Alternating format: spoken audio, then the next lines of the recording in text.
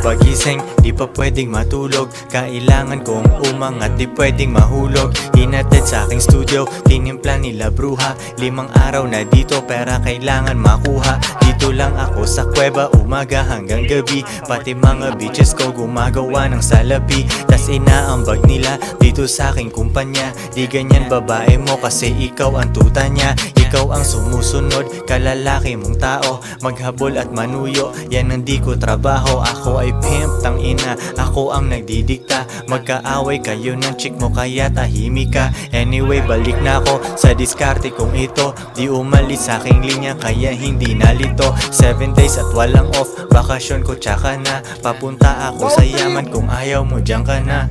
Pera, money, kwarta sa utak, puso't bulsa. Kung walang tutulong sa akin, kukuhain mag-isa. Kung ayaw mong sumunod, edi dun ka sa iba. Bitch, ano ba ang akala mo, hahabulin kita? No.